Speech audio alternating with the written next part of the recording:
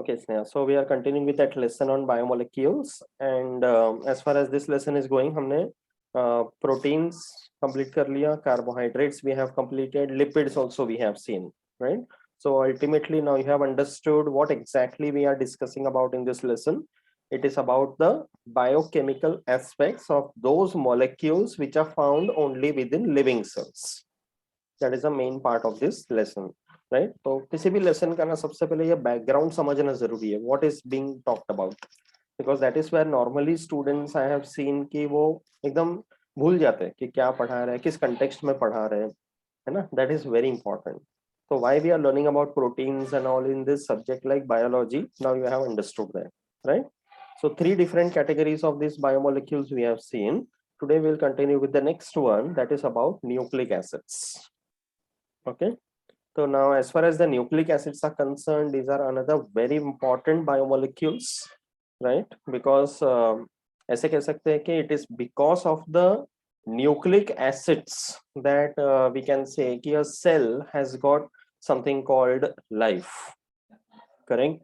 Because इसमें जो life होता है वो ऐसे molecules के वजह से जो self regulate कर सकते हैं, and that is brought about by nucleic acids, okay? So nucleic acids के बारे में अगर देखा जाए तो there is a long history and there are many people involved but in short in brief अगर बोला जाए तो there was a Swiss biochemist okay whose name was Friedrich Miescher please remember this names जितने भी scientist के नाम सब आ रहे like now you come across too many names of people है ना like you can always make a separate list and learn that okay so Friedrich Miescher in 1869 okay he discovered and isolated nucleic acids किसमें से किया from the pus cells you know what is pus pus करके सुना होगा नहीं पता okay कभी कभी ऐसा होता है कि like suppose हाँ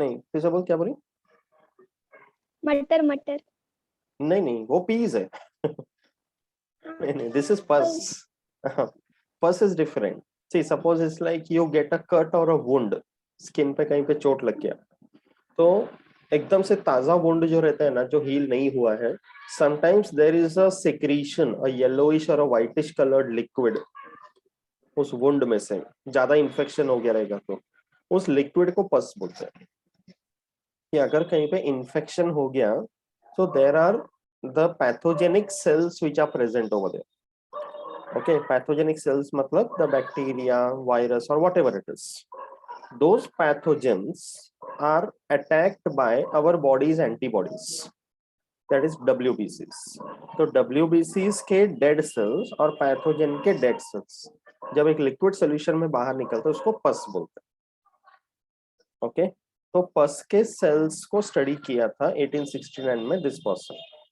and he came across something called nucleic acids okay like सबसे पहले उसने देखा कि कुछ acidic सा material है and which is present inside the nucleus of the cell do you remember who discovered the nucleus in a cell the name of the person cell structure and organization में हमने बहुत सारे लोगों के नाम सुने who discovered the nucleus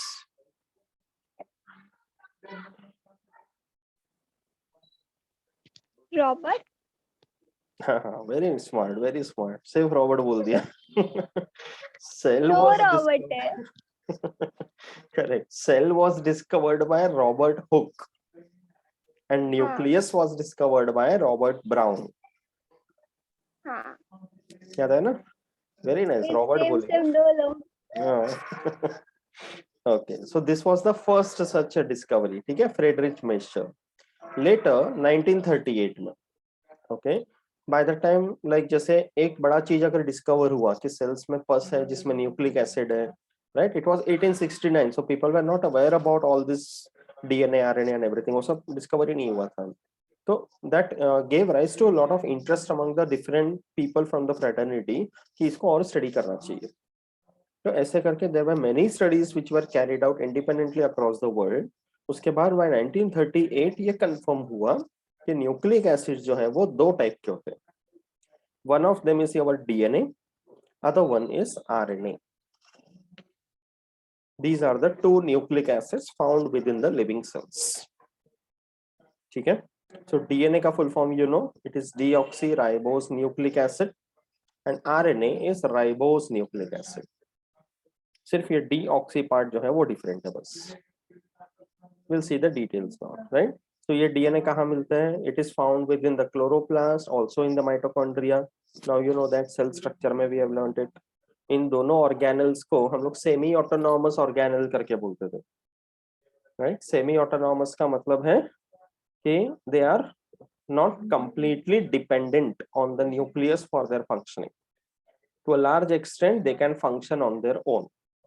तो chloroplast and mitochondria those two organelles. Okay, और ये जो डीएनए है we call it the hereditary material in most of the organisms. Okay, you remember Gregor Mendel, है ना? He carried out a lot of experiments on garden pea plant पे काम किया था and बहुत सारे discoveries किए थे, founder of genetics, है ना? तो what he had apparently seen कि parental characteristics are getting passed on to the young next generation. So he had used the word called factor. कि there is some factor within the parental plant which is passed on to the next generation. उस factor को जो word factor करके उसने use किया था because he was not aware about something called gene or something. Now we know that factor as the gene which contains the DNA. So it is the DNA which is carrying the required information that is passed on from one generation to another. That is the one responsible for this heredity.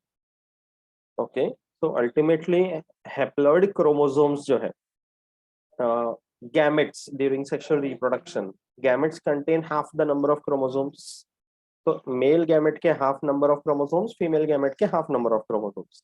When they fuse during fertilization, it is a zygote which is produced.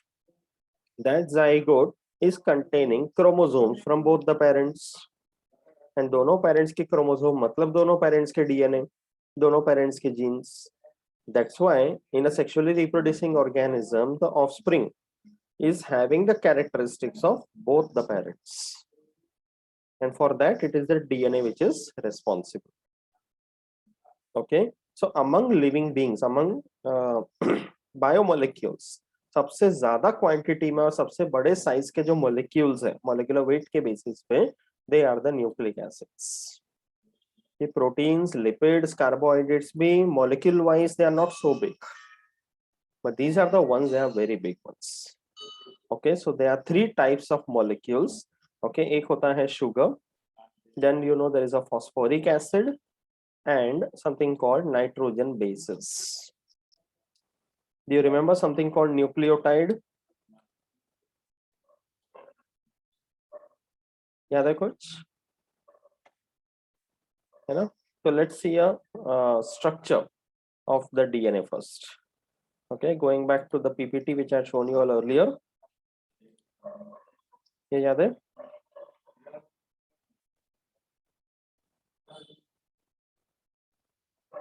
Do you remember this? In your 10th standard I had shown you once. ये दूसरा PPT दिख रहा है अभी? नहीं. नहीं है? नहीं. Just a minute.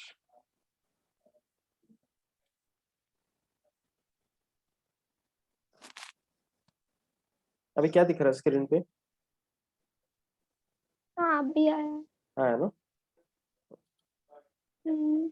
हाँ, तो रिमेम्बर दिस PPT? है मेरे पास ये भी.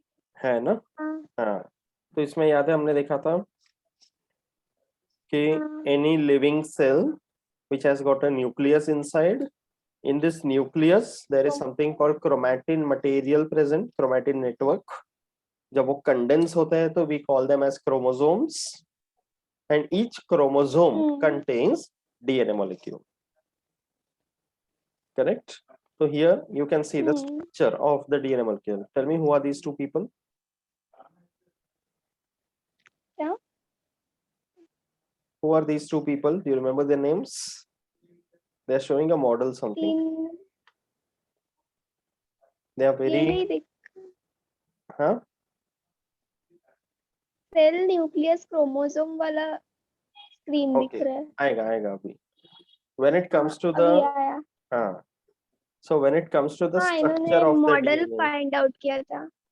मॉडल प्रपोज किया था हाँ because they were the ones who proposed a model कि DNA का स्ट्रक्चर ऐसा दिखता होगा करके बिकॉज इनके पहले जो रिसर्च हुआ न्यूक्लिक एसिड्स के ऊपर तो it was like they were actually proved कि what are the different components of this nucleic acids chemical wise okay कि लाइक इसमें नाइट्रोजनस बेसिस होता है उसका मॉलिक्यूल स्ट्रक्चर कैसा होता है what is the sugar molecule content right वो सब ध्यान में रखते हुए उनका स्टडी करते हुए according to that they put forward this model कि DNA must be looking like this do you remember the names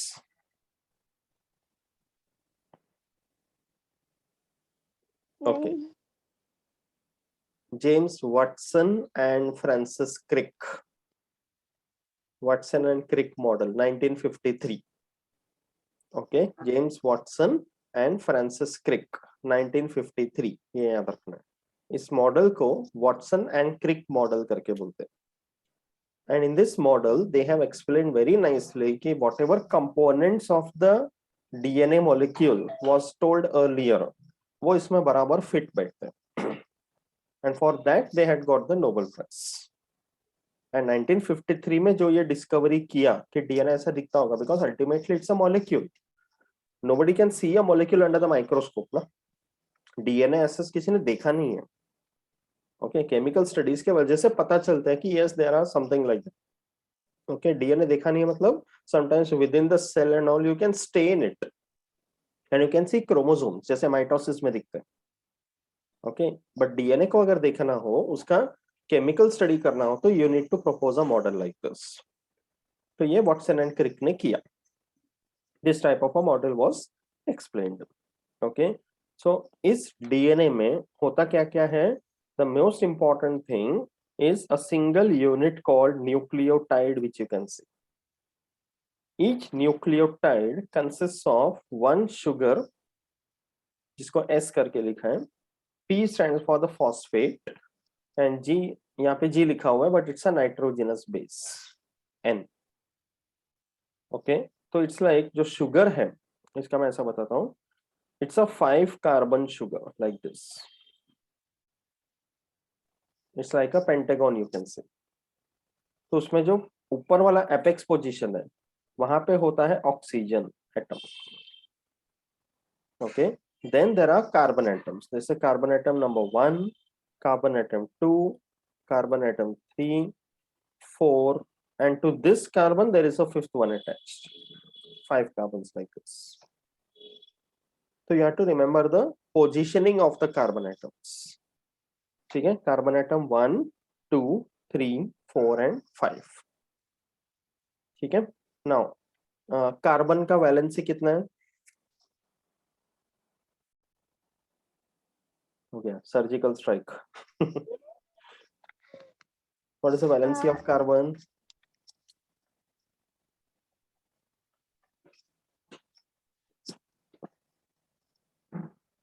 atomic number बताओ first 20 elements of the 12 periodic table it should be at the tip of your tongue 12 atomic हाँ mass नहीं number atomic number atomic number it is 6 valency. हाँ तो valency तो 4 है ना। Electronic configuration हो गया 2,4 और हाँ तो वैलेंसी 4 है। यस अरे चला। कार्बन एटम का एकदम से याद रखना है इट इज टेट्रावैलेंट हाँ ठीक है एंड वो टेट्रावैलेंट प्रॉपर्टी की वजह से ही it is able to form so many huge compounds last time हमने फैट्स एंड लिपिड्स डिस्कस किए थे यू रिमेंबर सैचुरेटेड हाँ अनसैचुरेटेड कैटेनेशन हाँ याद है हाँ तो आंसर आने का फटक से हाँ ओके कार्बन एटम का वैलेंसी है 4 ठीक है और तो यहाँ पे देख फर्स्ट कार्बन एटम को देख now into this carbon atom ये ऑक्सीजन का और ये दूसरा कार्बन का बॉन्ड ऑलरेडी हो चुका है हाँ तो 2 हो गया बचा कितना और 2 करेक्ट तो तो एक उसको बॉन्ड करेगा this is a nitrogenous base ठीक है and there will be the favorite partner of carbon, that is hydrogen.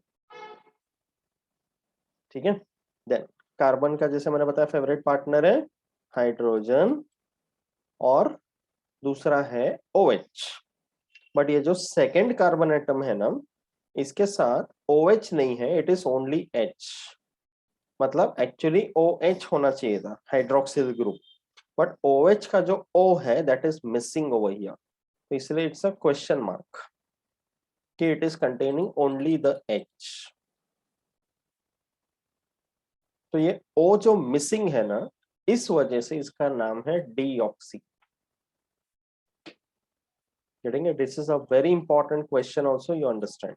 Okay, why is DNA called as a deoxy? Because the oxygen atom in the hydroxyl group attached to the second carbon atom in the sugar molecule of the DNA is missing.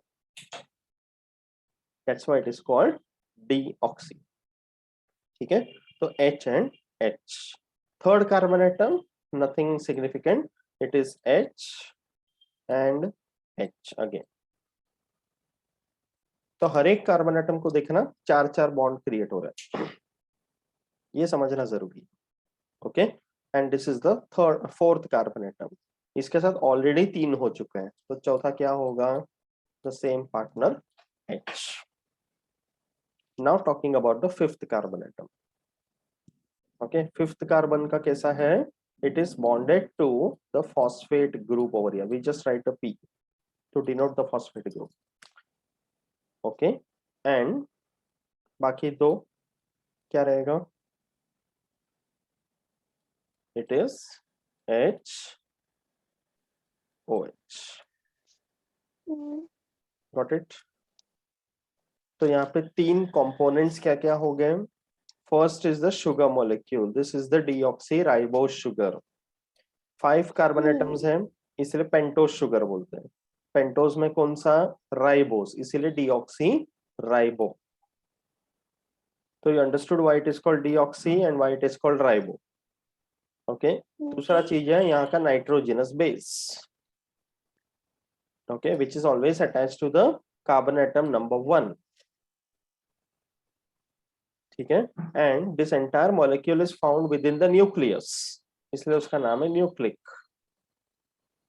And ये जो phosphate है, P जो लिखा हुआ है, this is actually PO4 -3 radical. Phosphate का formula है. तो PO4 -3 कैसे डिराइव होता है? It is like phosphoric acid which is H3PO4.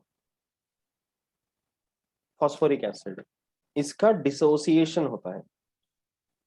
So when this dissociates you get 3H plus, okay, and 1 PO4 -3. ये उसका रिएक्शन है.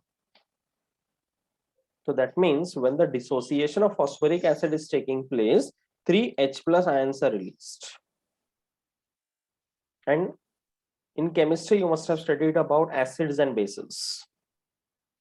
So you remember something called Arrhenius theory of acid and base? Now there is a question mark on your face. Arrhenius theory. Chemistry में पढ़ा है? Acids base से related? नहीं पढ़ा है. Okay, तो according to theory नहीं हुआ अब तक. Okay, Arrhenius theory के हिसाब से बोला जाता है कि any molecule or a substance is said to be an acid if it dissociates and give rise to H plus ions. ऐसे सब्सटेंस को एसिड बोलते हैं. और अगर डिसोसिएशन होने के बाद OH माइनस आयंस मिलेगा तो इट्स अ बेस. ये बेसिक थियरी है. You learn the details in chemistry. तो अभी यहाँ पे देखना है H3O4 के डिसोसिएशन से you are getting H plus, तो मतलब ये एसिड हो गया. तो ये फॉस्फेट रेडिकल जो है, it is considered to be giving the nucleic acid an acidic property. इसीलिए हम डीएनए को एसिड करके बोलते हैं. It is not a base. समझा ये पार्ट? ठीक है. तो डीएनए जो हमने बोला, why it is deoxy? Because the oxygen atom in the hydroxyl group attached to the second carbon atom of the ribose sugar is missing. That's why it is deoxy. Ribo, because it's a 5 carbon sugar forming one of the backbones. Nucleic, because it is found within the nucleus. And acidic, because of the phosphate group that is found that is produced by dissociation of phosphoric acid. ऐसे करके DNA word का postmortem करना। समझा अच्छे से? वो एक पूरा यूनिट हो गया। तो ईच न्यूक्लियोटाइड जो एक बॉक्स के अंदर दिख रहा है ना यहाँ पर, that consist of these 3 components. And then as you can see in the picture, पूरा बहुत सारे nucleotides they are bonded to each other forming a DNA molecule. तो ये एक न्यूक्लियोटाइड, तो यहाँ पे देखना ये 3rd कार्बन एटम जो मैंने बताया, where there is an H and an OH। तो ये OH जो है this side is attached to the phosphate of the nucleotide below that।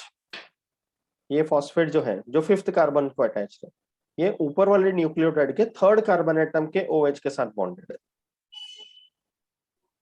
समझ रहे हैं एक के ऊपर एक कैसा कनेक्टेड है? इसलिए इसको शुगर फॉस्फेट बैकबोन करके बोलते हैं कि एक शुगर एक फॉस्फेट, एक शुगर एक फॉस्फेट, शुगर फॉस्फेट। तो फॉस्फेट जो है नीचे वाले न्यूक्लियोटाइड के 5th कार्बन से बॉन्डेड है, ऊपर वाले न्यूक्लियोटाइड के 3rd कार्बन एटम से बॉन्डेड है। तो like that on one of these strands that you can see, सबसे लास्ट जो न्यूक्लियोटाइड है, there the 3rd carbon atom is not having any phosphate below it. And उसी strand में सबसे ऊपर वाला न्यूक्लियोटाइड में 5th कार्बन एटम के phosphate is not bonded to anything else. ये वाला देख, ठीक है। एंड ये वाला देखना, यहाँ पे 3rd कार्बन एटम को कोई फॉस्फेट नहीं है नीचे। अंडरस्टूड?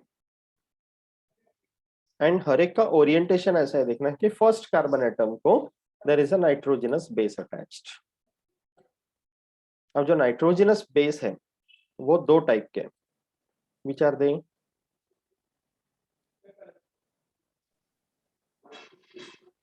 दोनों है पी से, adenine. Both are from P.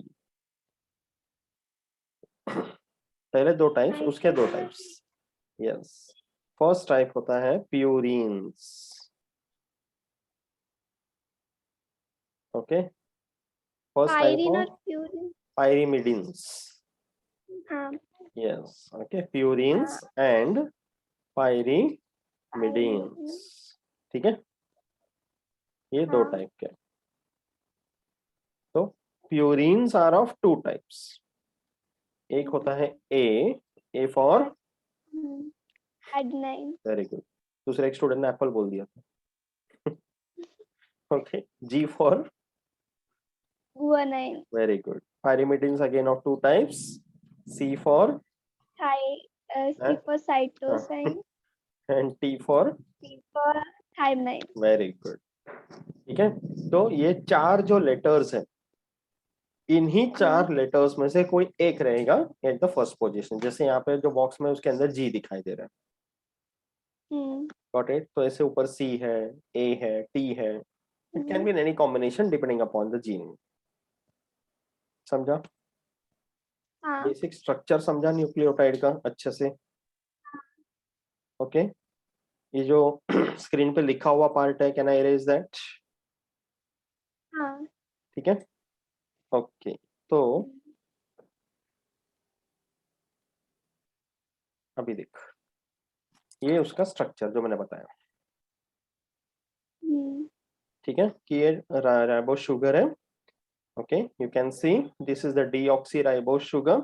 First carbon atom से कनेक्टेड है नाइट्रोजनस बेस। वो बेस का स्ट्रक्चर ऐसा है, जस्ट हम लोग सिर्फ एक एक लेटर लिख रहे हैं ए सी जी टी करके, but that again is a molecule. Benzene जैसा मॉलिक्यूल्स है, they are ring like molecules. Okay, तो उसका डिटेल में तो नहीं जाना है, but yes you have to understand it's a base. ठीक है, तो add purines and pyrimidines, and here you can see PO4 -3 which is attached to the 5th carbon atom। ठीक है, समझा अच्छे से न्यूक्लियोटाइड का स्ट्रक्चर, ये बहुत इंपॉर्टेंट है, ठीक है। नाउ द थिंग इज कि when we are talking about DNA, जो वैटसन एंड क्रिक ने बोला, ओके, वैटसन एंड क्रिक को ये पूरा नॉलेज मिल गया था कि शुगर क्या है, नाइट्रोजनस बेस क्या है, how they are bonded to each other, phosphate group है, ये कंपोनेंट्स है करके पता चला था। अब इनको ध्यान में रखते हुए वैटसन एंड क्रिक ने उसका मॉडल प्रपोज किया कि how these elements of the DNA molecule would be present in the molecule and would be fitted to each other. Okay, तो वो उन लोगों ने एक ऐसा मॉडल प्रपोज किया कि first of all DNA would be a double stranded structure. Okay, double stranded structure का मतलब है एक ऐसा स्ट्रैंड, दूसरा उल्टा पैरेलल स्ट्रैंड। बट देन अगर ऐसा पैरेलल स्ट्रैंड्स है तो how this nucleotides will be arranged in them, दोनों स्ट्रैंड के बीच में भी बॉन्ड होना चाहिए, they should not be separating. तो they propose that it would be like a spiral ladder. Okay, तो जैसे हम लोग किसी पानी की टंकी में सीढ़ी चढ़ के चलते हैं ना, ऐसे कॉइल रहते देखना, तो साइड में हम पकड़ के चलते हैं, तो what we are holding is the sugar phosphate backbone, and जिसपे हम पैर रख के चढ़ते हैं वो एक्चुअल सीढ़ी जो है, the ladders, those rungs of the ladder, वो है नाइट्रोजनस बेसिस के बीच का बॉन्ड। ऐसे समझ रहे हैं। ओके, तो it's a spiral helical structure, इसलिए उसको डीएनए डबल हेलिक्स करके बोलते हैं। तो in this double helix the main thing is that कि जैसे एक स्ट्रैंड मैंने बताया कि न्यूक्लियोटाइड्स इस तरह से अरेंज्ड है कि the last one over here has got a 3/3 carbon atom which is free, there is no phosphate below it because वो लास्ट वन है। उसी तरह से इसी सेम स्ट्रैंड में ऊपर the 5th carbon atom is free because it has only a phosphate, nothing else attached to it. तो एक स्ट्रैंड का डायरेक्शन अगर 5 प्राइम टू 3 प्राइम है तो उसका जो ऑपोजिट स्ट्रैंड है वो उल्टा रहेगा, बिकॉज वो भी एकदम ऐसी ओरिएंटेशन में रहेगा तो उसका नाइट्रोजनस बेस भी बाहर की तरफ फेस करेगा, तो नाइट्रोजनस बेसिस के बीच में बॉन्डिंग होगा ही नहीं। रिक्वायरमेंट इज दैट कि on the other strand the nitrogenous base should be facing the nitrogen base of the first strand. तो उसके लिए पूरा न्यूक्लियोटाइड को देखना वो रिवर्स हो गया, उल्टा हो गया, पहले तो लेफ्ट रिवर्स फिर डाउनवर्ड रिवर्स। तो हियर यू कैन सी यहाँ पे 5th कार्बन एटम फ्री है तो उसके ठीक ऑपोजिट वाले न्यूक्लियोटाइड में 3rd carbon atom is free, जैसा ये वाला था, ये सेम थिंग वहां ऊपर नजर आ रहा है। Getting it? Because now this becomes the first carbon atom and जिसमें नाइट्रोजनस बेस है जो which is facing the nitrogenous base of the first strand. ये समझ रहे हैं ओरिएंटेशन? हाँ 10th में था सब। हाँ, बट याद है ना अच्छे से वो हाँ फिर इम्पोर्टेंट है। एडेनाइन थाइमिन का डबल बॉन्ड रहता है, करेक्ट, गुआनाइन साइटोसिन का ट्रिपल ट्रिपल बॉन्ड बॉन्ड रहता है। रहते हैं, क्या बात है, ठीक है। That's why always proud of you as my student, very good. Okay, so ये 3 prime and the other end is 5 prime. That's why DNA double stranded जो helix बोलते हैं, it is said to be anti-parallel, ये word use किया था हम लोगों ने। It is parallel, they are going straight, they will never meet, but anti-parallel मतलब they are parallel but opposite in direction, एक 5 प्राइम टू 3 प्राइम तो दूसरा 3 प्राइम टू 5 प्राइम, ठीक है। and between the nitrogenous bases as you said, adenine always base pairs with thymine with a double bond. Double bond. Yes, and guanine always base pairs with cytosine with a triple bond, and these are hydrogen bonds, weak bonds, ठीक है। And एक और bond होता है between adjacent nucleotides in the same strand, वो कौन सा bond है? एडजेसेंट न्यूक्लियोटाइड मतलब आरएनए में। नहीं नहीं नहीं, यहाँ पे we are talking about DNA right now, ये फर्स्ट न्यूक्लियोटाइड है, ये सेकेंड न्यूक्लियोटाइड है, इनके बीच का बॉन्ड। हाँ।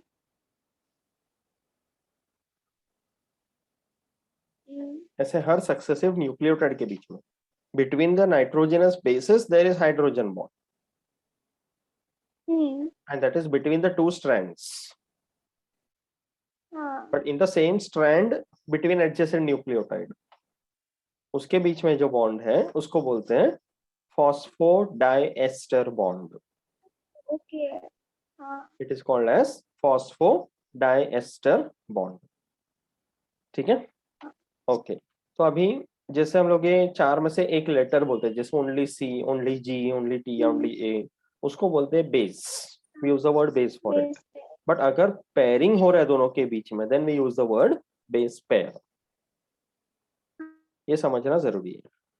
ठीक है, ये अच्छे से समझा? No doubt. Now tell me, अब यहाँ पे देख, जो बेस पेयरिंग है that is between T A या फिर जी सी. तो टी और ए बोला जाए तो एक प्यूरिन एक पायरिमिडिन. जी एंड सी हाँ बोलेंगे तो एक प्यूरिन एक pyrimidine. Why it is so that the base pairing is between a purine and a pyrimidine only? Why not two purines या why not two pyrimidines?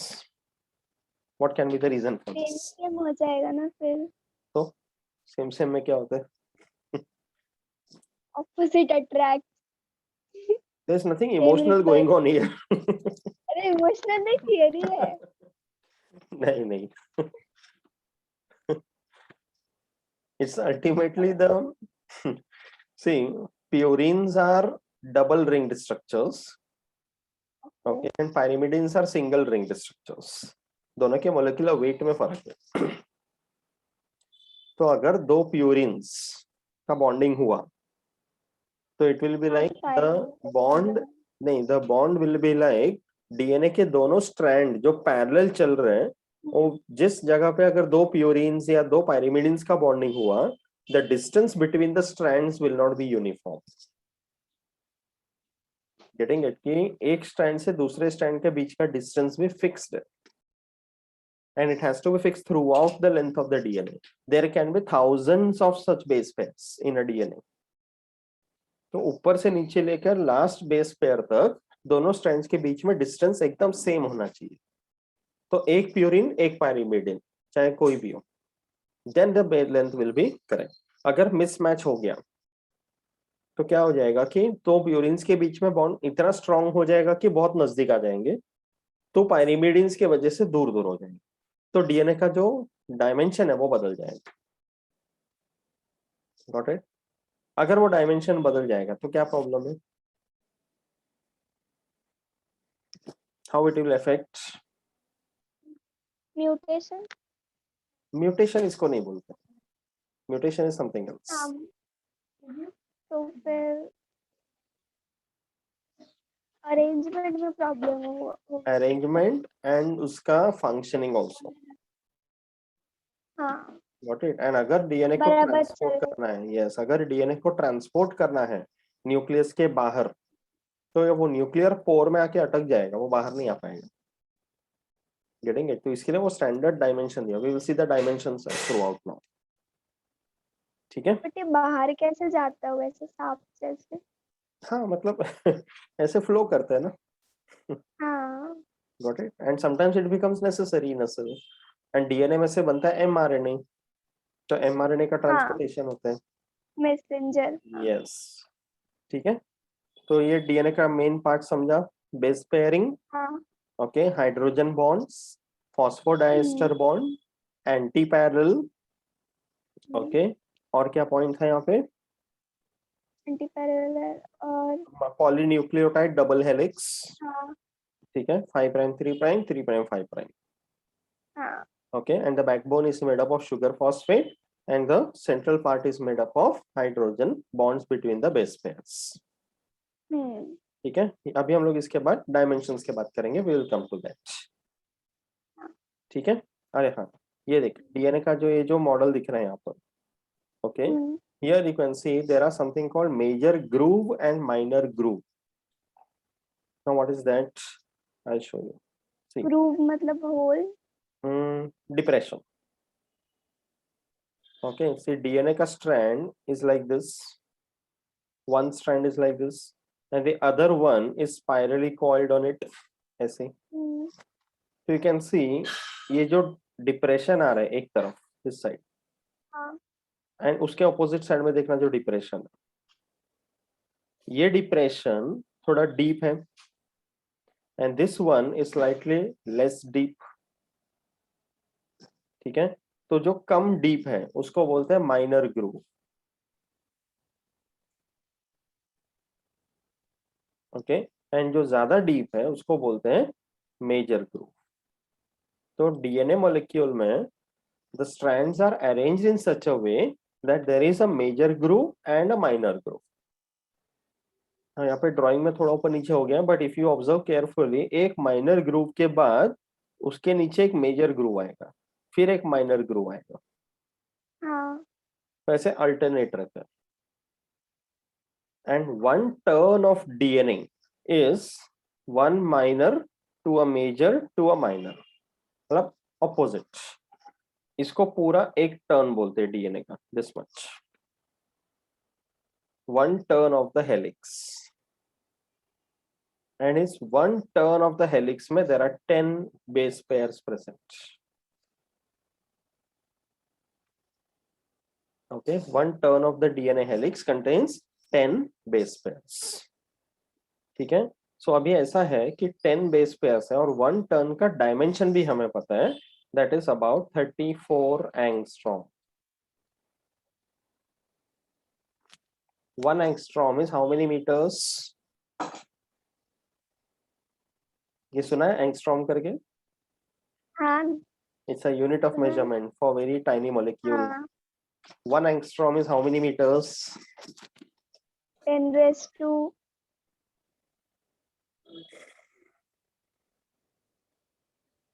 10 raised to 1 angstrom is 10 raised to minus 10 raised 10 to meter. 20.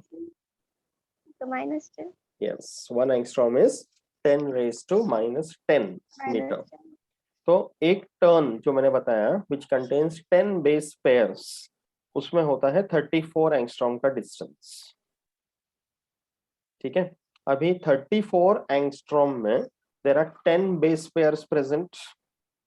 तो अभी ऐसा रहेगा 1 2 3 4 और ये point पे 5 ऐसा घुमा हुआ 3D में इमेजिन करना है। ओके, फिर 6 7 8 9 एंड 10 ऐसे करके 10 different base pairs in one turn of the helix. तो अगर 10 बेस पेयर्स में 34 एंगस्ट्रॉम का डिस्टेंस है, so between every two base pair what is the distance? They are equally spaced. तो पूरा 10 के बीच में 34 एंगस्ट्रॉम है, तो एक का बीच में कितना होगा then? 34 divided by 10. Correct, that is 3.4 angstrom. 4. ये सब नंबर्स याद रखना है। Got it? कि डीएनए मॉलिक्यूल ये में सब भी है? यस, ठीक है, ये 10th में इतना जरूरत नहीं था हाँ। करके तभी नहीं बताया था मैंने, but this is very important. अभी चाहिए, अभी पूरा लर्न करना है। ठीक है, सो डीएनए का जो वाटसन क्रिक मॉडल है उसके हिसाब से first of all the DNA consist of a major groove and a minor groove. So major to minor to next major, that is one complete turn of the DNA. जैसा spirally coiled है, now you can imagine that. उस spiral coil में there are 10 base pairs present, or you can say 10 nucleotides on each strand, same होते हैं। ठीक है, and उसका total distance measure किया हुआ है, that is 34 angstrom। 34 एंगस्ट्रॉम में 10 बेस पेयर्स होते हैं जो इक्वली स्पेस्ड हैं, तो between successive base pairs the distance is 3.4 angstrom. Easy है?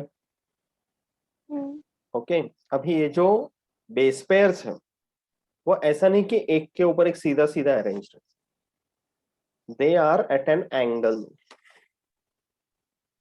कि मतलब एक पेयर ऐसा है सपोज, तो उसका ऊपर वाला पेयर ऐसा नहीं होगा, it will be slightly curved. 3.4 angstrom distance है बट एंगल पर है, फिर उसका नेक्स्ट वाला एक और एंगल पे रहेगा। Getting it? ये एंगल वाला पार्ट अच्छे से समझ जाओ।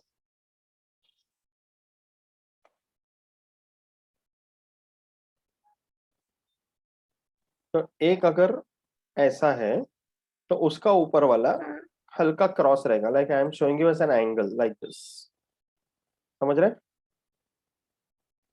ऐसा घूम रहा है। तो एक बेस पेयर और उसके ऊपर वाले बेस पेयर के बीच में जो एंगल बना हुआ है, that angle is 36 degree. Remember this, acute angle है कि between one base pair and the adjacent one, the angle made is 36 degree. 3.4 angstrom distance, 36 degree angle. समझा? Okay. Now between two successive, like एक one turn of DNA अगर हम बोल रहे हैं, how many base pairs are there? 10 of them. Correct? तो हर individual pair के बीच में 36 डिग्री का एंगल है।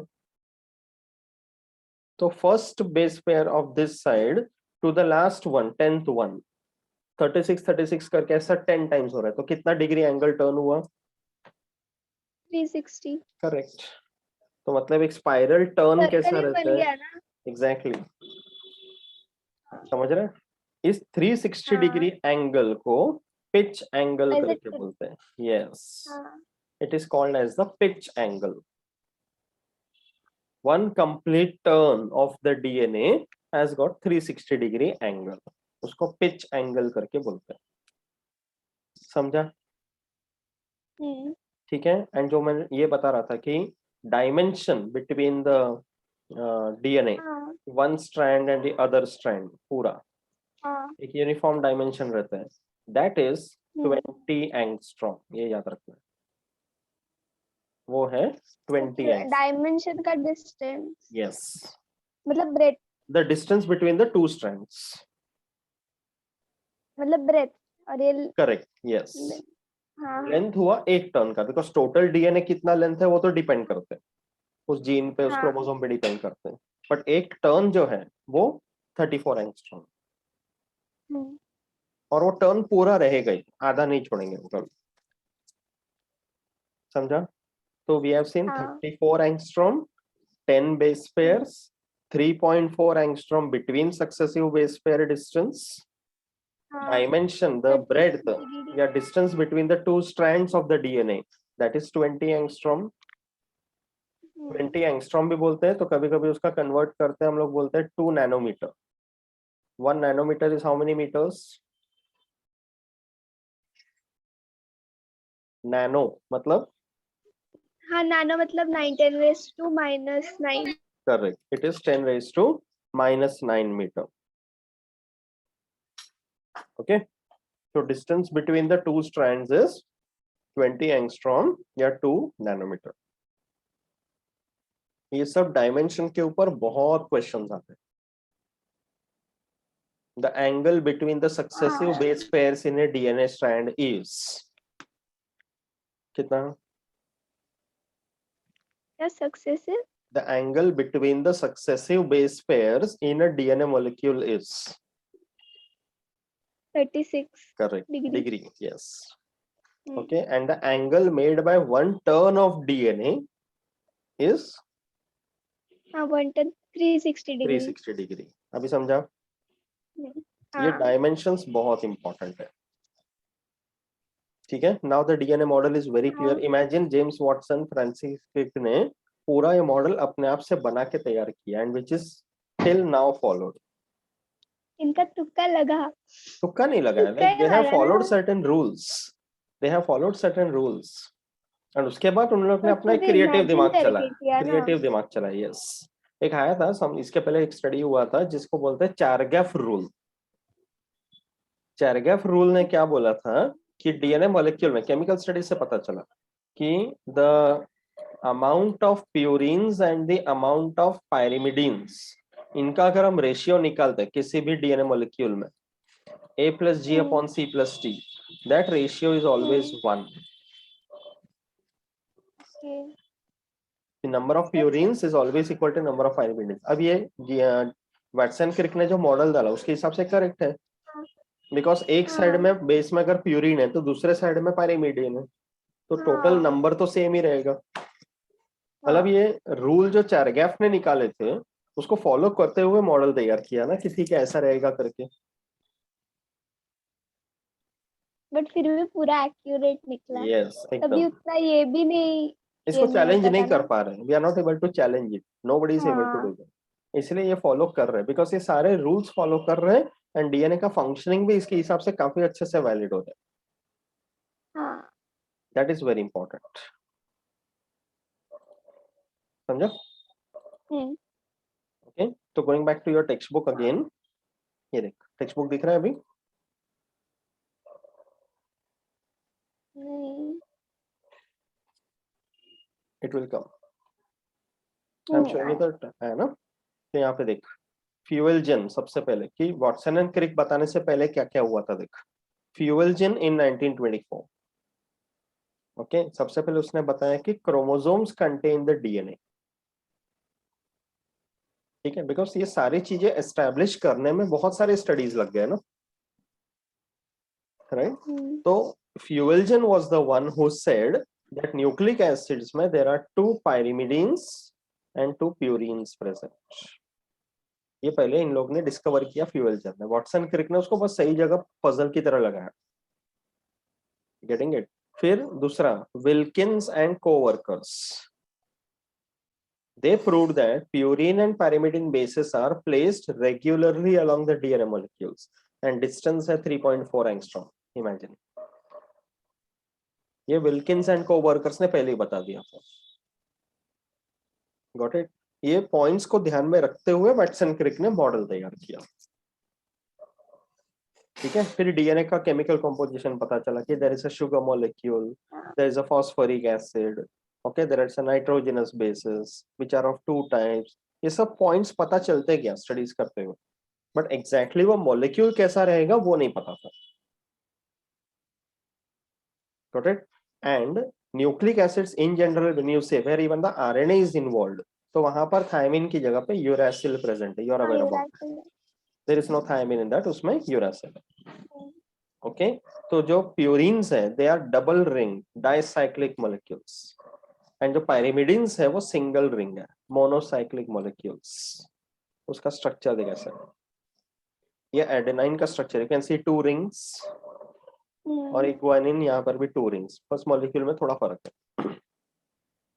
एंड जो पायरिमिडिन्स है वो 3 है, you can see all 3 having single rings, cytosine, uracil, thymine, समझा? ठीक है? Then as I said Chargaff, Erwin Chargaff in 1950, he was the one who proved that relative amount of the 4 nitrogenous bases are estimated, and he found that pyrimidines and purines they always occur in equal amount in the DNA। तो जो ratio मैंने बताया A+T/G+C, okay, किसी भी particular species के लिए the ratio remains constant, got it?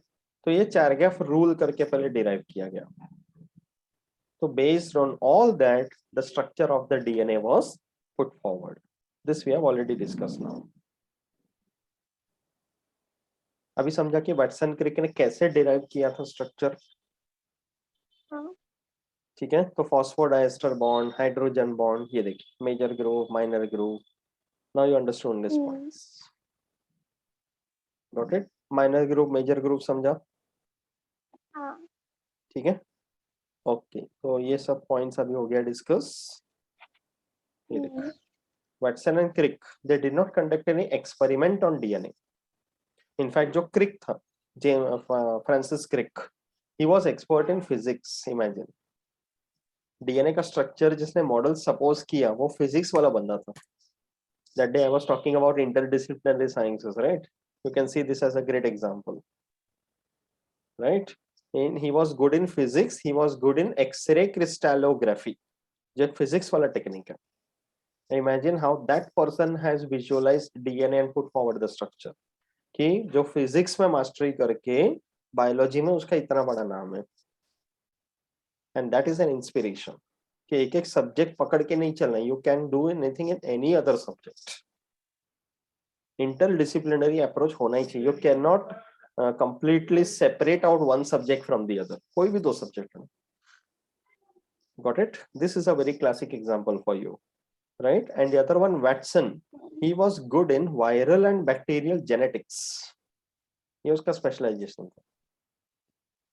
तो इसके पहले जो अभी मैंने बताया, विल्किंस, फ्यूएल जेन, इन लोगों ने जो भी एक्सपेरिमेंट्स किए, चारगैफ, उनका जो भी आउटपुट था, they just put together all the points and वो ध्यान में रखते हुए उन्होंने विजुअलाइज किया कि चलो डीएनए का मॉलिक्यूल को ऐसा बनाते हैं करके. And that model which was put forward them was universally accepted till now, because उसमें सारी चीजें बराबर से प्रूव हो रहे और बैठ रहे हैं ना. Getting it? And for that they got the Nobel Prize. So that was a very remarkable year, 1953, जब ये डिस्कवरी हुआ और इतना सब कुछ पता चला. Got it? तो ये देख, DNA model which was put forward by Watson and Crick. Okay, there is a double helix. ठीक है, polynucleotide chains हम लोग बोल रहे थे. Okay, opposite direction, तो 3 prime 5 prime. We have spoken about 34 angstrom.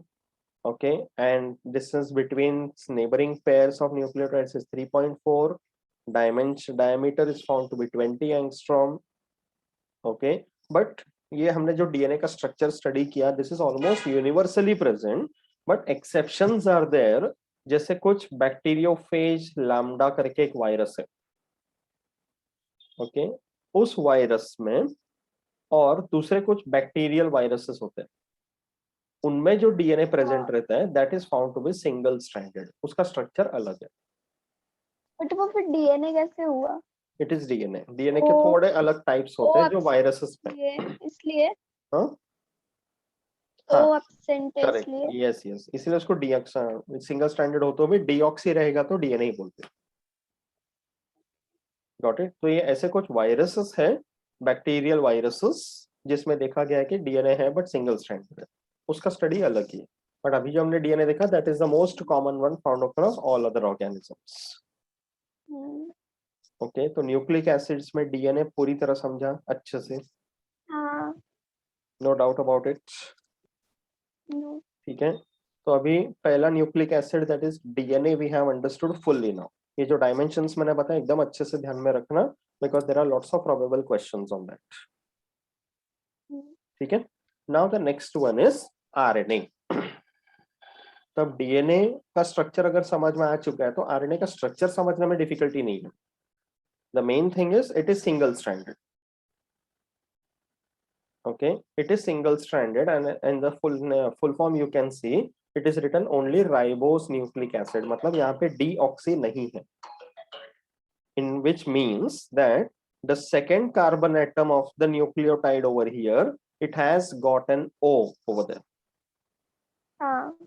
इसलिए उसको राइबोस बोलते हैं. Rest everything remains the same. Exception है कि T के बजाय U रहेगा, तो pyrimidines में it is uracil and cytosine. Thymine is absent. Single stranded, correct.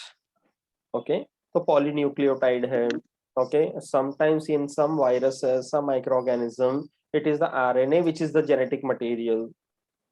Okay, and बाकी thyroids.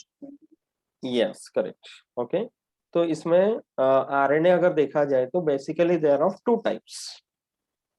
Okay, अभी जैसे सिंगल स्ट्रैंडेड करके हमने बोला, तो it's like I will show you this वे.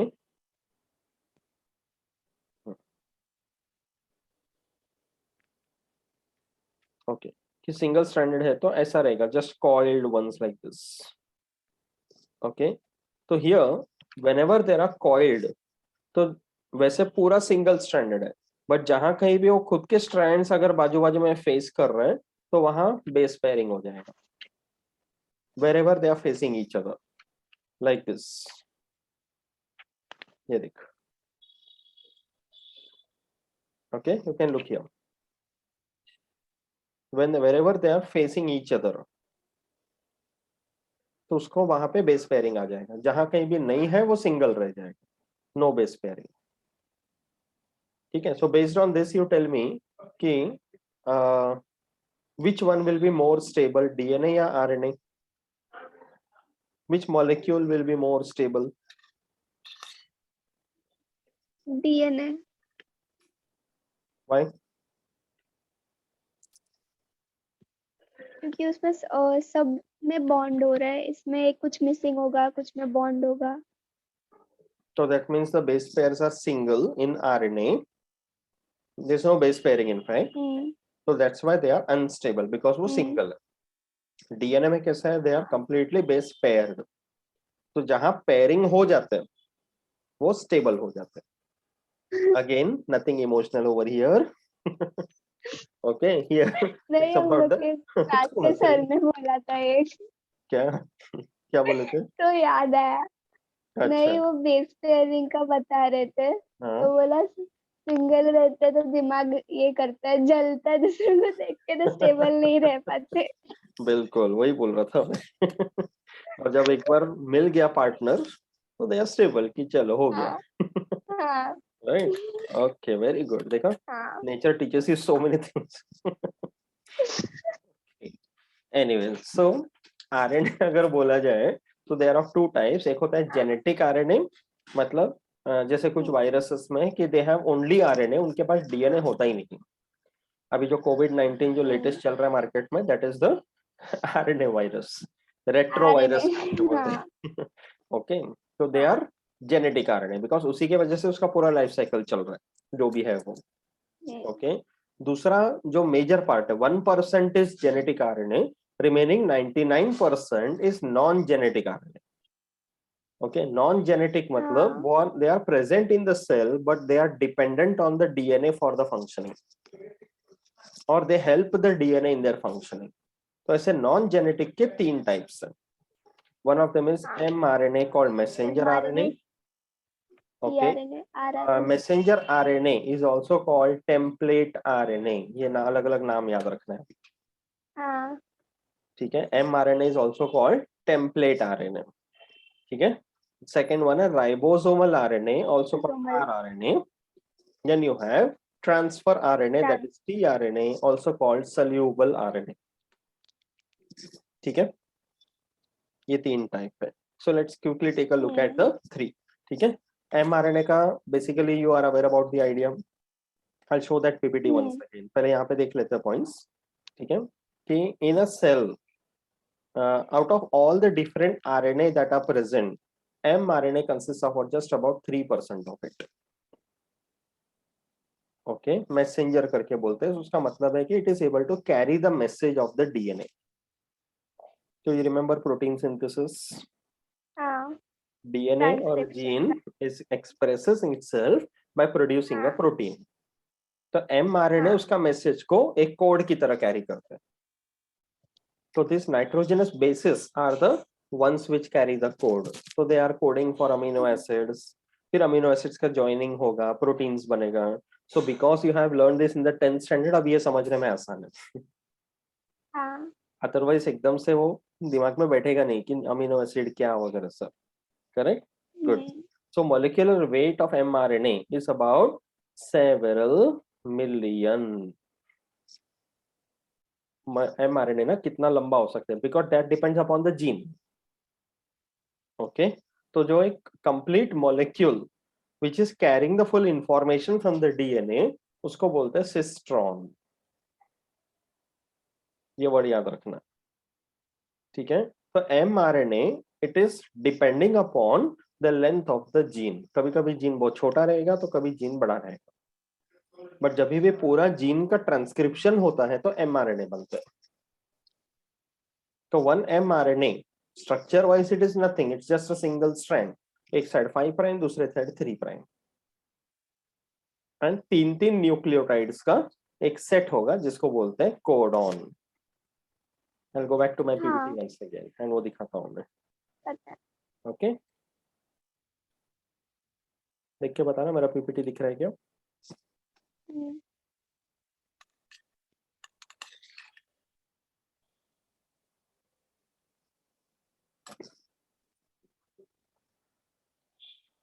आया पीपीटी? नहीं. हाँ, आया. ओके, सो ओके, ये है डीएनए मॉलिक्यूल का। ये एक वीडियो मैंने इसमें डाला है, you are having that PPT ना, तो बाद में एक बार देख लेना। हम्म, ओके, ये इसी पीपीटी में डाला हुआ है, you can take a look at that letter. Structure of the DNA बहुत अच्छे से एक्सप्लेन किया, you will get many videos actually, हाँ वो देख लेना अच्छे से। Okay okay, now see this. अच्छा, ये क्वेश्चन का आंसर बता, डीएनए का स्ट्रक्चर अगर समझ में आ गया तो। हाँ ये पहले भी किया था, याद है? हाँ, डीएनए मॉलिक्यूल लेकिन common basis।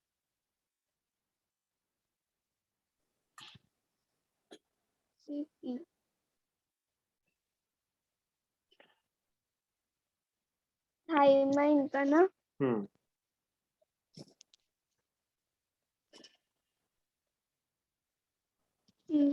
पेंसिल पेन किधर गया? हम्म। एक मिनट। हाँ।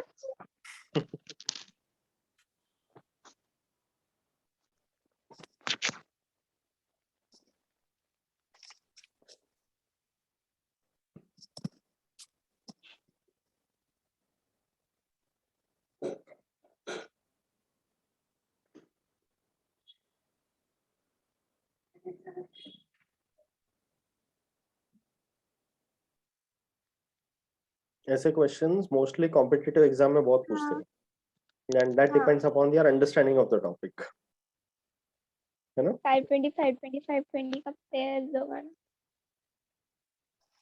आंसर क्या आएगा बता इसका?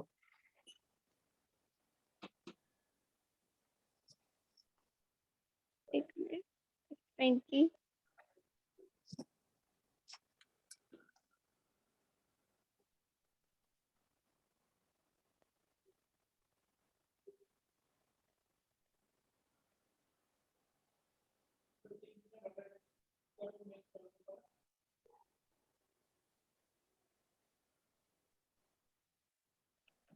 520 का गुआनाइन और ये रहेगा। ये देख, जी जो लिखा है दैट इज हाँ 520, गुआनाइन। करेक्ट। हाँ, तो साइटोसाइन भी फिर 520 रहेगा, करेक्ट, व्हाई? बिकॉज उन दोनों का पेयरिंग है तो सेम सेम करेक्ट, रहेंगे। ओके। और फिर 520 520 1040 गया। गया नहीं, उतना हुआ। हाँ मतलब हो गया उतना। और फिर जितना बचा उसको 2 इक्वल पार्ट्स में डिवाइड करेंगे। मतलब तो टोटल नंबर ऑफ टाइम, हाँ बेसेस आर 2000, हाँ, जिसमें से 2000। 1040 इज जीसी, हाँ तो बचा इस, कितना? हाँ 440। हम्म। नहीं नहीं, हाँ जीरो। नेहा, दिस नहीं इज नहीं नहीं, मैंने वो मैथमेटिक्स। डायरेक्ट नहीं नहीं, ओ मैंने नहीं नहीं, मैंने 500 से माइनस किया। एक मिनट। Zero zero zero 6। अरे स्नेहा, इतना क्यों मेहनत कर रही है? कंसिडर दिस एज डायरेक्ट 1000, बोल दूं? 2000 में से 1000 हाँ गया तो 1000, हाँ, 41 कम 1000। कर तो कितना बचा? 60, 960। करेक्ट। हाँ। अभी 960 को अगर मैं दो पार्ट में डिवाइड करता हूँ तो कितना मिला?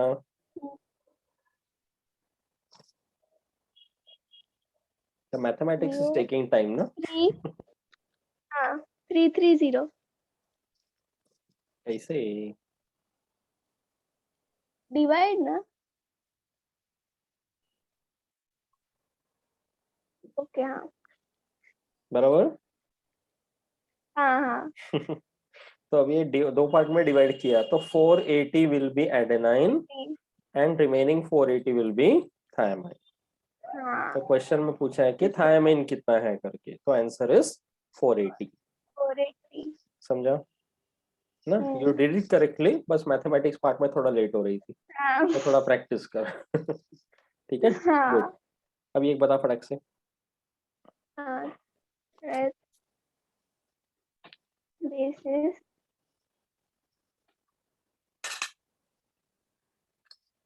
रेसिड्यू।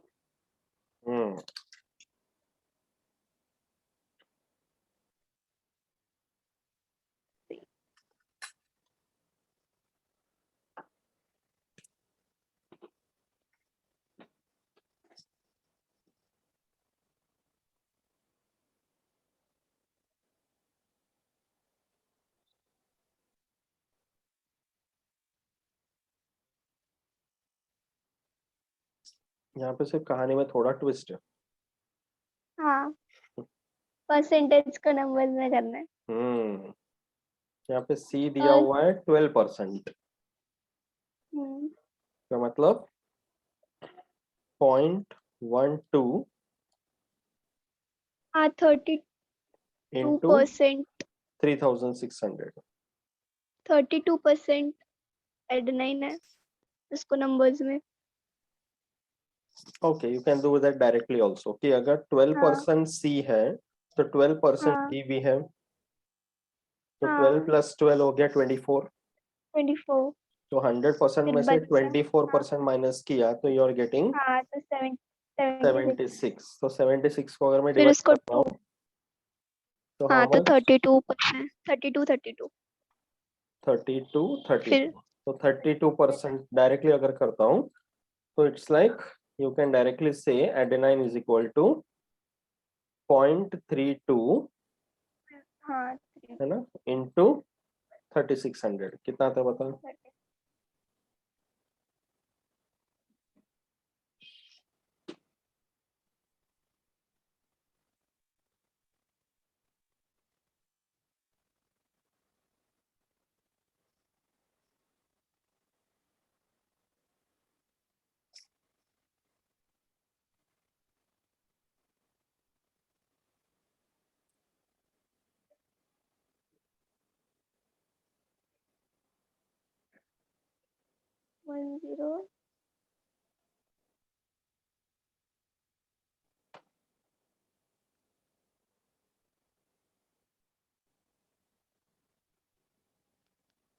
115200। 115200, 1 लाख। पॉइंट लगा, पॉइंट लगाना बाकी है। हाँ तो पॉइंट लगा के बोलो। नहीं लगा। 1 लाख में कैसे जाएगा? टोटल मॉलिक्यूल में 3600 है। हाँ तो 1152। करेक्ट। ओके, तो 3600 में से 1152 इज एडेनाइन। ओके, हाँ तो इस तरह के क्वेश्चन सॉल्व कर पाएगी ना फिर? हाँ। ओके, तो now coming back to mRNA। Okay, तो mRNA का as I said it's a linear structure. Correct, तो hmm, consider this as an example कि एक 5 प्राइम हाँ एंड है, 3 प्राइम एंड है। ओके, अब मॉलिक्यूलर स्ट्रक्चर तो यू हैव अंडरस्टूड, न्यूक्लियोटाइड कैसा रहेगा, है ना, कार्बन एटम्स एंड ऑल। तो अभी 5 प्राइम एंड पे you can see the first 3 letters which are underlined. Correct, इसको कोडॉन बोलते हैं। यस, पुरानी यादें ताजा हो रही है ना? हाँ करेक्ट, वो टेबल एंड भी दिया था आपने। एग्जैक्टली, तो सिमिलरली उसके बाद के भी 3 लेटर्स को मैंने अंडरलाइन किया है। एंड लाइक हाँ that if you keep on doing it, तीन लेटर्स को ऐसे हाईलाइट कर सकते हैं। Each such set which is red from the 5 prime and उसको बोलते हैं कोडॉन। हाँ। और करेक्ट, AUG स्टार्टिंग में ही रहता, मतलब स्टार्टिंग 5 में प्राइम होता है पे, वैसा कुछ 5 है। प्राइम की तरफ ही हाँ रहेगा। 5 प्राइम में। करेक्ट, हाँ और ठीक एंड है, में UAA और एक है कुछ, तो वो एंड में रहता है। 3 रहते हैं एंड में, it will be one of the हाँ 3। हाँ। ओके, कोडॉन का मतलब हुआ set of 3 nitrogenous bases in mRNA which is read from 5 prime to 3 prime. तो डायरेक्शन हमेशा 5 हम्म, प्राइम टू 3 प्राइम रहेगा। ओके, तो अभी जैसे the first one as you said कि इसको जो हाईलाइट करके दिखा AUG, that is always the start और द हाँ इनिशिएशन कोडॉन। ठीक है, similarly the one at the end if you observe, okay, यहाँ पे जो UAA करके लिखा हुआ है, it is called the stop codon और termination codon.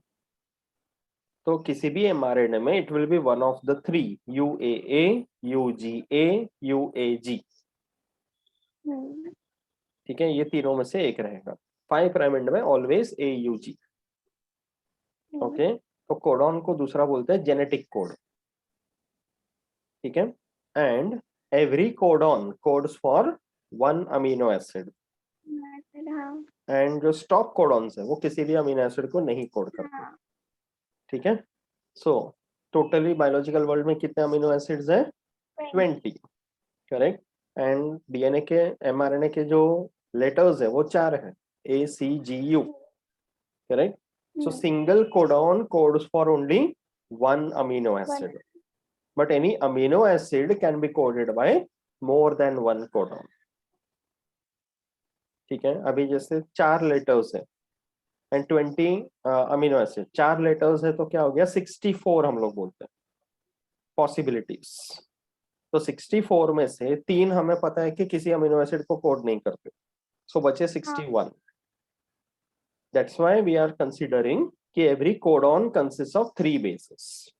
It's not 1, it's not 2, it's more than 3. It is always 3 bases because minimum 3 letters का combination रहेगा, so it is able to code for all the amino acids. Getting it? Okay. So genetic code जो है वो universally correct है across all the species on the earth. ठीक है? Then you remember this table which I had shown? हाँ है ना, इसमें से कैसे अमीनो एसिड सीक्वेंसिंग करना है, you know that now. हाँ एंड वो अमीनो एसिड्स का फुल yes फॉर्म्स मैंने बताया था, है ना? एंड हाँ बेस्ड ऑन दैट एक सीक्वेंस दिया था कि इसके अमीनो एसिड का सीक्वेंस बताना है, हाँ correct? You can tell this answer quickly, हाँ बता। हाँ फर्स्ट वन इज AUG, तो कौन सा अमीनो एसिड हुआ? एक मिनट हम्म,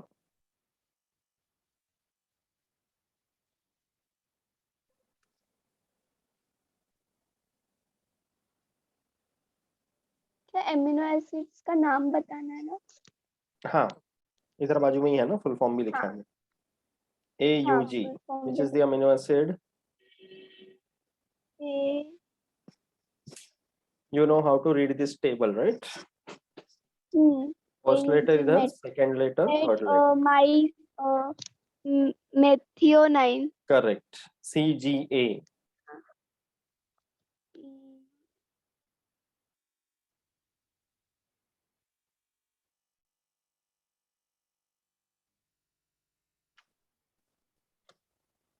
हाँ CGA अर्ग हाँ अर्जिनाइन वेरी गुड, या correct. Arginine arginine, arginine. Arginine हाँ CAC, CAC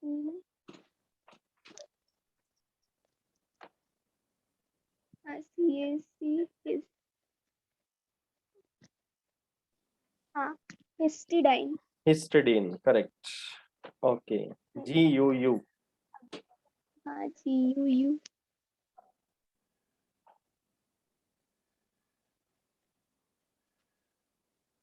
हाँ valine valine, correct. UUU,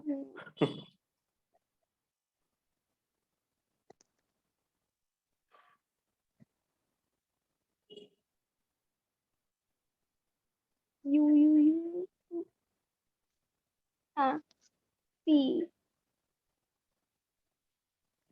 fin phenylalanine अरे अरे अरे phenyl alanine, okay phenylalanine okay, good. ये बता हाँ नेक्स्ट, फिर UUG, you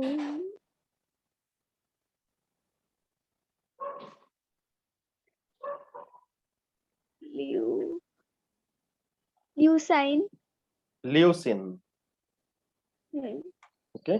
Then GGG, G ji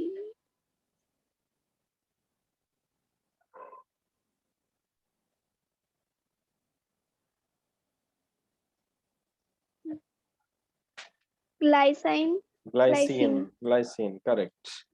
AAG, आग, एजीन हाँ लाई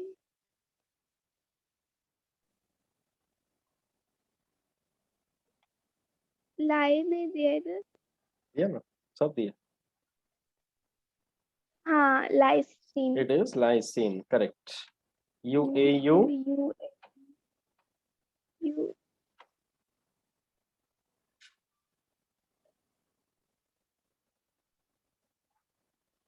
tyrosine correct, very good. And the last one, वो UAA, स्टॉप है stop codon, है ना? So now you are very clear about mRNA structure हाँ and how the amino acid sequencing also takes place, है ना? Very good, मस्त, हाँ है ना? फायदा हुआ ना 10th स्टैंडर्ड में कर लेने को, हाँ right? Okay, now let's talk about the tRNA. Okay, so tRNA में ट्रांसफर आरएनए करके बोलते हैं, and it accounts for the हाँ maximum amount of RNA as such. Okay, non genetic में तो इसका हमने जो मॉडल स्टडी किया था that was the clover leaf model of the tRNA. Model हाँ ओके, तो here also as you can see it is ultimately a single stranded one, कि एक 5 प्राइम एंड है और एक 3 प्राइम एंड. तो 5 प्राइम एंड से अगर देखा जाए तो completely there is a single strand till the 3 prime. Okay, तो 5 प्राइम एंड में जी जी जी करके रहेगा ऑलवेज, एंड 3 प्राइम एंड में एंडिंग रहेगा सी सी ए. ओके, तो 3 प्राइम एंड ये वर्ड जो पार्ट है ना, इसको क्लोवर लीफ करके क्यों बोलते हैं? Because you can C 4 arms. तो ये जो 5 प्राइम 3 प्राइम वाला पार्ट है इसको एक्सेप्टर स्टेम करके बोलते हैं, because this is where the amino acid is attached. And amino acid कौन सा अटैच होगा? According to the anticodon which is there on this side. और ये एंटीकोडॉन क्या रहेगा? जो एमआरएनए का कोडॉन है उसका कॉम्प्लीमेंट्री. कि एमआरएनए में अगर सपोज यू से सीजीए वो कोडॉन है तो उसका कॉम्प्लीमेंट्री हो गया GCU. That is the anticodon over here. तो GCU is the anticodon coding for the codon CGA.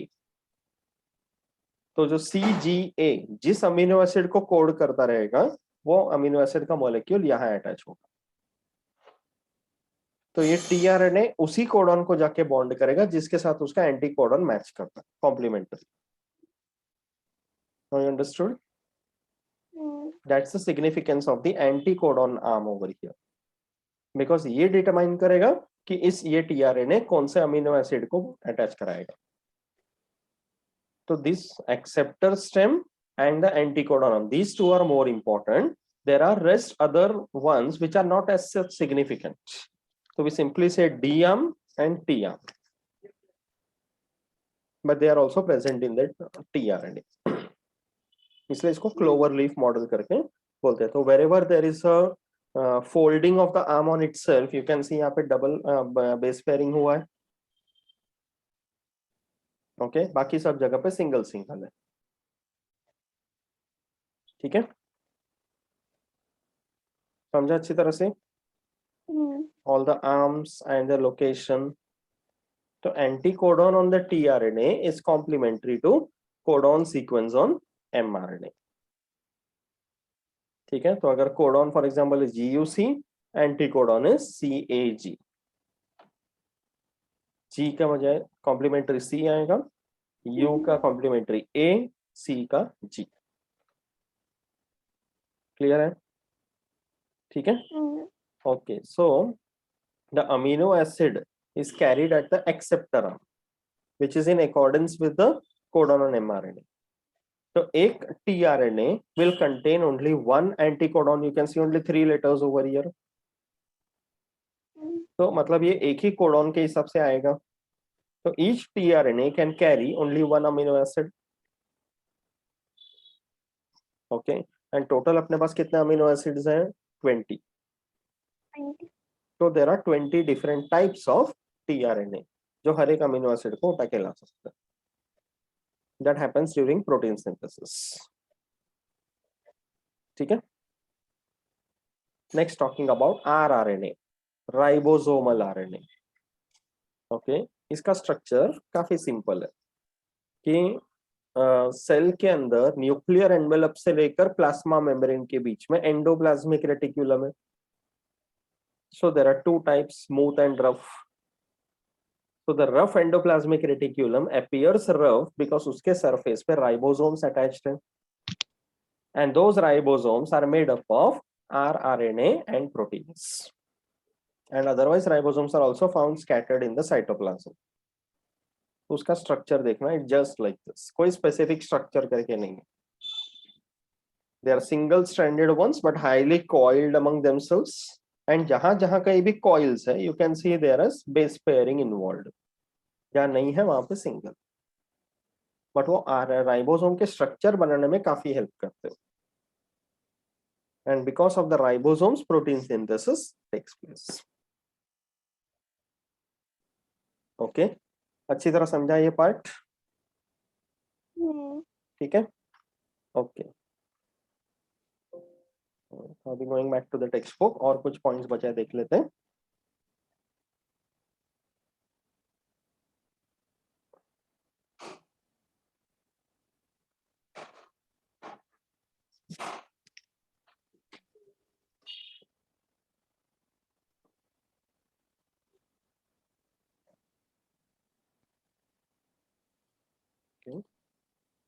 या तो ये अभी टेक्स्ट बुक में देख,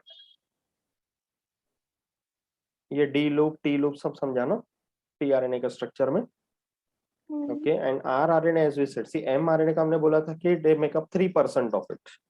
आरआरएनए जो है 50 to 60% of ribosomes, and out of total RNA present in the cell they are about 80 to 90% of it. तो मैक्सिमम अमाउंट ऑफ आरएनए जो है वो आरआरएनए, एंड आरआरएनए बनता है न्यूक्लियस में। न्यूक्लियस के अंदर there is something called nucleolus, you remember? तो nucleolus is the site of the production of ribosomes, and rRNA को डिस्कवर किया था कुरलैंड इन 1960।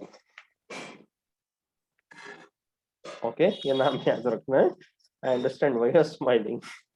ठीक है, so within that there is intra chain complementary base pairing. ठीक है, then tRNA, they are just about 70 to 80 nucleotides long. 5 prime to 3 prime अगर count करेंगे तो बहुत छोटा है, एंड ये भी सिंगल स्ट्रैंडेड है। एंड बाकी जितना भी परसेंटेज आरएनए बचा हुआ है, 3% is mRNA, 80 to 90% is RNA, तो 10 to 15% is tRNA in the cell. उसमें जो डी आर्म करके हमने बोला, which is a variable loop, this is a very unstable one, उसको बोलते हैं DHU arm, also called as dihydroxyuracil loop, also called amino acid recognition site, कि वो हेल्प करेगा पहचानने में कि कौन सा अमीनो एसिड लेकर आना है। ओके, एंड दूसरा साइड मैंने बताया कि it is a ribosome recognition site, this one. Okay, ठीक है, तो 3 प्राइम एंड में amino acid will be attached. And समझा इसको क्लोवर लीफ मॉडल क्यों बोलते हैं? बस क्लोवर लीफ में ऐसे 4 पत्ते होते हैं प्रॉपर एकदम, तो the tRNA looks like that. ठीक है, तो स्ट्रक्चर इज क्लियर अच्छी तरह से। Okay, so with that we have completed nucleic acids fully. Okay, DNA and RNA, we have seen the structure in detail. बहुत सारे नए पॉइंट्स भी पता चले, राइट? हाँ, एंड इंटरेस्टिंग भी था। पहले से पता था ना, बहुत सारे चीज पता थे, दैट्स व्हाट आई एम पता था थिंकिंग। इसलिए 10th स्टैंडर्ड में इसके लिए पूरा डिटेल में पता करना जरूरी है, तुम्हें वरना वो समझ 10th भी का, गया। हाँ वरना वो 10th का हेरिडिटी भी नहीं समझ में आता था अगर उतना नहीं बताते तो, है ना? ओके, तो nucleic acids part is clear completely, सारे पॉइंट्स याद रहेंगे अच्छे से। हाँ। Okay, okay.